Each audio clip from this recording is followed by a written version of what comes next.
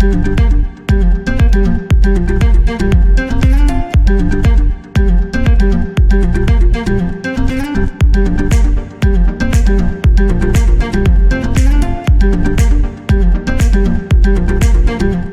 que Mathias, pour clore un petit peu ce premier taf life au Coliver, et je pense qu'il y en aura d'autres, puisque comme il y a beaucoup d'entrepreneurs Ouais, qui viennent ici, je pense qu'on s'en fera quelques autres avec ouais, carrément, ouais. d'autres intervenants. Ouais. Est-ce que tu as quelque chose que tu voudrais partager Bah, un truc que tu... nous, le truc, c'est que sans le vouloir, déjà, on a fait un business qui nous ressemble. On n'a pas voulu euh, se mettre la pression d'être ce qu'on n'est pas. Donc, on a vraiment fait quelque chose au naturel. Et on le voit de plus en plus là qu'on a lancé l'offre et qu'on a des voyageurs. On se rend bien compte que c'est vraiment une safe place, le C'est ça. Coliver.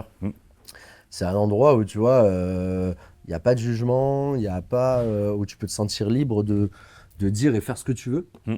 Et dans le cadre, voilà, mais en tout temps en échangeant avec les personnes.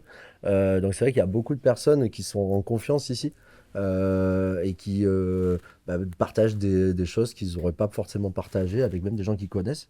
D'ailleurs, c'est peut-être pour ça qu'il y a plus de femmes qui viennent d'ailleurs. Alors, bah, c'est vrai Est-ce que que on a. on Non, s'est fait la réflexion il n'y a pas très bah, longtemps c'est vrai qu'il y a la tu... réflexion. C'est vrai que là, les premières vagues de Colliver, il y a beaucoup de femmes qui viennent.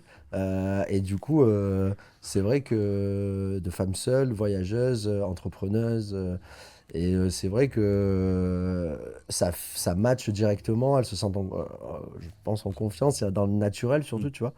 Et donc c'est vrai que ça, nous, on a vraiment voulu créer un lieu où il y a ce côté slow life, il y a ce côté où, bah, en fait, fais ce que tu veux, comme tu veux, tout en respectant en Dans fait les les autres. autres.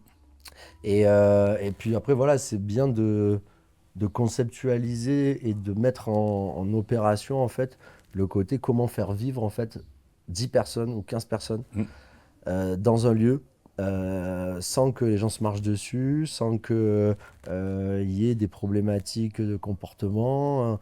Et en fait, on se rend compte que les choses se font assez naturellement aussi sur ça. Tu vois, le tri des déchets, le rangement, le respect de l'autre. C'est au final des choses qu'on n'a pas Ouais, parce que marquées sur un chacun, ouais, écriteau, tu vois. et chacun a ses tâches quand même quand tu viens, parce que Alors, ça reste quand même un co-living, donc chacun a, alors en fait, entre c'est guillemets, une organisation. En fait, si tu veux, nous, on d'accord. a plus ça avance, c'est plus l'organisation. C'est, t'as besoin d'un référent. Donc, j'ai une question, je vais venir. Donc, généralement, c'est Yann et moi Ouais, qui répondront à ces questions. Après, tu vas avoir des personnes qui vont être plus en mode résident, donc qui sont un peu plus de 6 mois sur place, ok, qui occupent les chambres individuelles, donc ok, comme des colocs. ouais, Et eux, en fait, ont des avantages sur leur loyer en participant à des tâches pour le bon fonctionnement du co-living. Donc ça peut être, tu vois, genre le tricount et les courses communes, ça peut être la partie gestion et tri des déchets, ça peut être la partie bricolage, entretien, etc. Donc ça, voilà, on se répartit les tâches sur ça. Et après, les co-livers et tout le monde fait débarrasse après qu'il soit passé. Enfin, tu vois, ouais, ça se met en place naturellement, quoi. ok. Et ça, c'est vrai que tu as besoin d'une petite organisation quand même.